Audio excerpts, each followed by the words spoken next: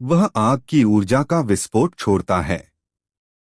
Seek मुस्कुराता है, स्पष्ट रूप से कुछ आने की अनुभूति महसूस कर रहा है।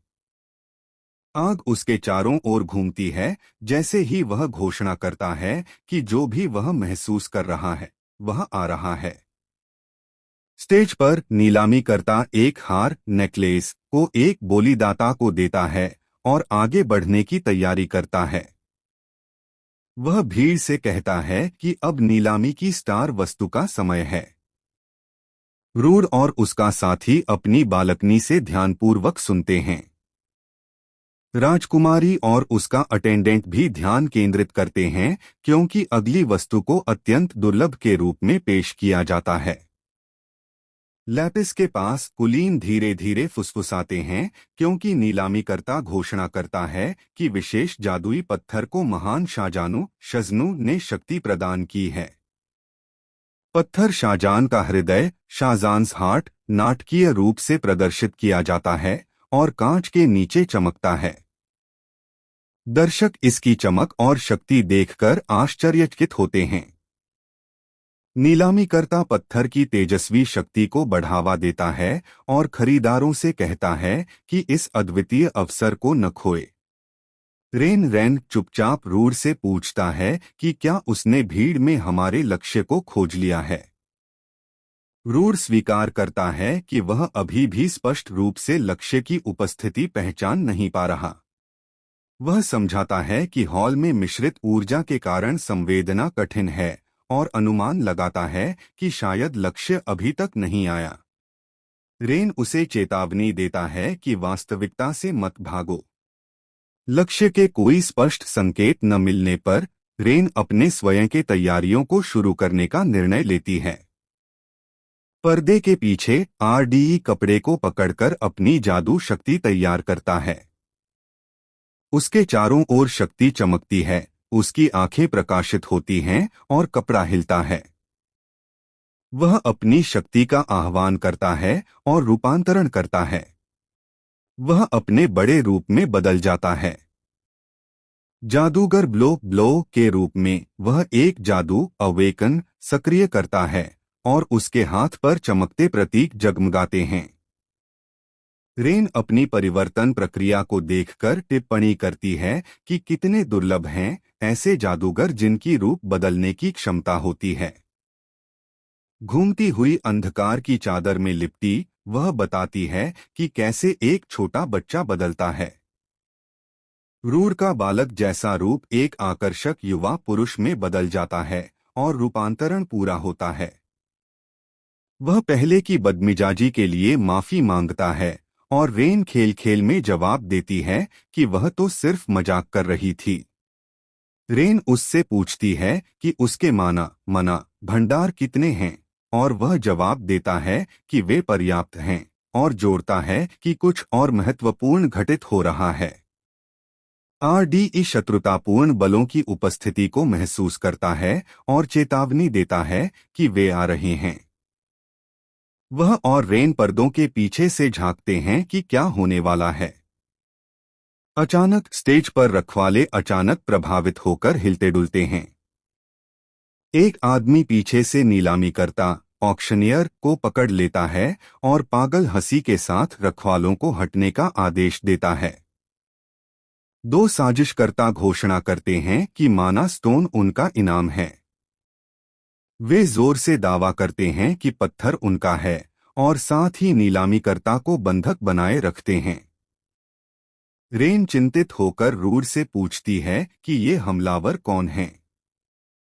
अपहरणकर्ता आसपास के रखवालों को आदेश देते हैं कि वे अपने हथियार नीचे करें और पीछे हटें। हमलावरों में से एक अहंकारी स्वर में कहता है कि रखवाले ही पीछे हटें। वह बैंगनी जादू की लहर छोड़ता है जो रखवालों को भगा देती है। रखवाले डगमगाने लगते हैं। जादू के प्रभाव में वे अपने सिर पकड़कर दर्द से चीखते हैं। एक रखवाला नई जादुई चमक देखता है और आश्चर्यचकित होकर सांस छोड़ता है। एक शक्तिशाली धमाका बख्तरबंद पुरुषों को उड़ा देता है, जबकि अपहरणकर्ता अपने बंधक के साथ भागने की कोशिश करते हैं। सुनहरी ऊर्जा की अंगूठियों में हवा में घूमती हैं, जो अपहरणकर्ता के जादू का हिस्सा हैं। कुल्हाड़ी लिए जादूगर तैयार खड़ा है, उसका हथियार शक्ति से चमक रहा है।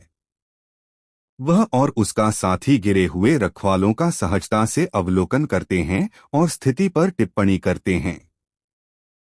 हरा बालों वाला आदमी नीलामीकर्ता को दबा देता है और घमंड करते हुए, जबकि दूसरा पास खड़ा रहता है। वह घोषणा करता है कि वे माना स्टोन ले जाएंगे और उसे पकड़ने के लिए हाथ बढ़ाता है। अचानक दस्ताने वाला हाथ उसका कलाई पकड़ लेता है और उसे रोक देता है। सीक सीक पत्थर के सामने खड़ा हो गया है, चोरों को रोकते हुए। हरा बालों वाला जादूगर सीक के जानवर जैसे कान देखकर चौंकता है और नर्वस होकर पूछता है कि वह कौन है। सीक अपनी बिजली जैसी शक्ति से उसका हाथ कुचल देता है, जिससे चोर चिल्लाता है। घायल आदमी अपने हाथ के बारे में चीखता है और अपनी चोगा देखकर समझता है कि सीक एसोसिएशन का जादूगर है।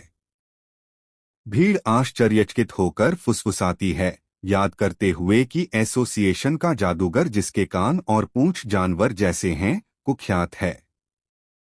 दर्शक उस प्रसिद्ध एसोसिएशन जादूगर को याद करते हैं जो उस विवरण से मेल खाता है। वे पहचानते हैं कि सीक वही है, लेनोज हाउंड, एसोसिएशन का भयभीत करने वाला प्रवर्तन अधिकारी।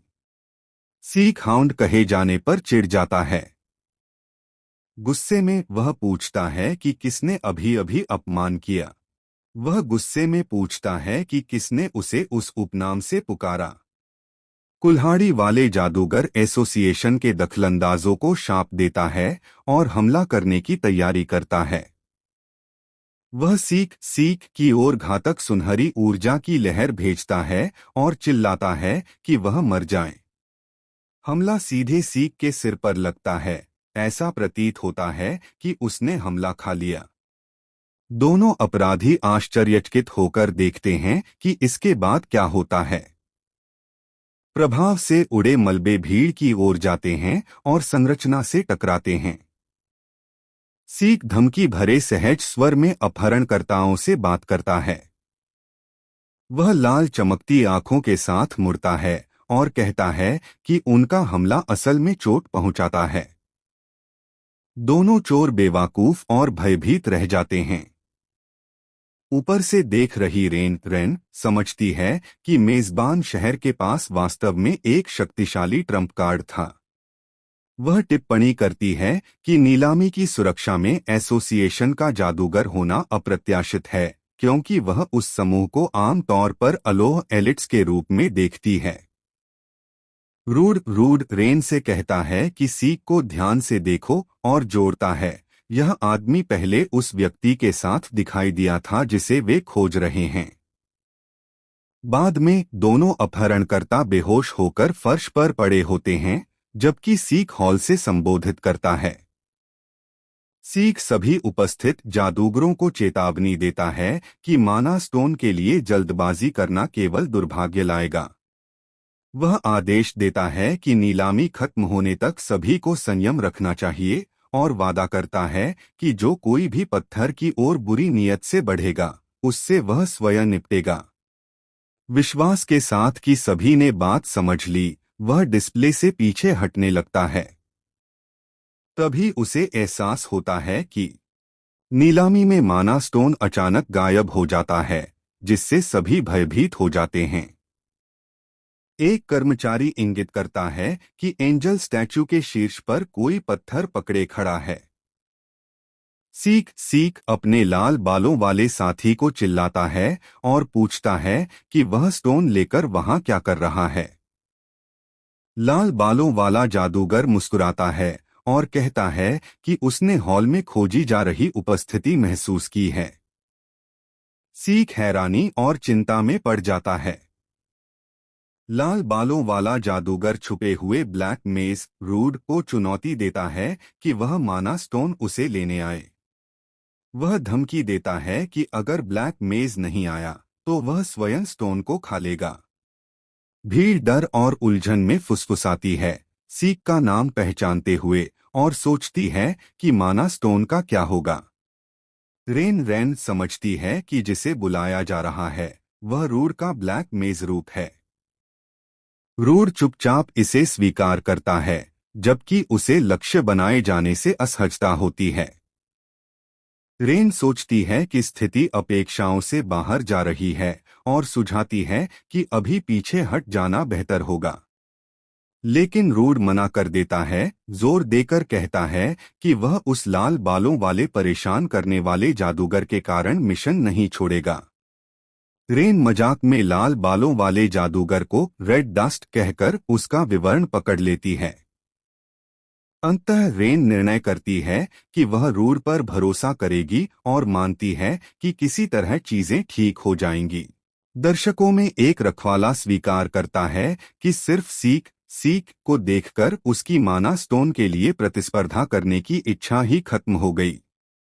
अन्य लोग बहस करते हैं कि कई जादूगर होने के बावजूद सीक को चुनौती देना मूर्खता होगी, क्योंकि वह उन सभी से बहुत ऊपर है।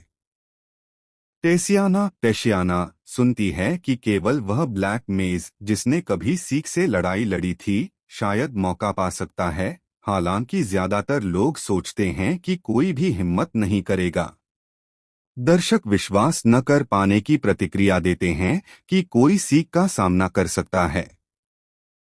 स्टैच्यू पर लाल बालों वाला जादूगर चुपचाप प्रतीक्षा करता है, पत्थर उसके हाथ में चमक रहा है। वह मुस्कुराता है और तैयार होता है कि वह जो प्रतिक्रिया भड़केगा उसका सामना करेगा। वह अनदेखे ब्लैक मेज का मजाक उड़ाता है, पूछता है कि क्या वह डर रहा है, और स्थिति को छुपा छुपा खेल की तरह लेता है। सीक चिल्लाता है कि वह रोकें और नीचे आएं, लेकिन लाल बालों वाला जादूगर उसे बुजुर्ग मानकर मार्ग छोड़ने को कहता है। अचानक नीली ऊर्जा की शक्तिशाली किरण स्टैच्यू से टकराती है। सीक और लाल बालों वाला जादूगर दोनों अचानक हुए हमले से चौंक जाते हैं। नीली ऊर्जा स्टैच्यू को चीरते हुए उसे तोड़ देती है। विशाल एंजल स्टैच्यू बिखर जाती है, सभी चकित रह जाते हैं। सीक ऊपर देखता है और पूछता है कि क्या हो रहा है। बर्फ या जल जादू का विस्फोट हिंसक रूप से जारी रहता है और स्टैच्यू का सिर फट जाता है। स्टैच्यू का सिर विस्फोट के बीच बिखर जाता है। घुलती हुई धुंध के बीच एक छायादार आकृति सिलुएटेड फिगर उभरती है।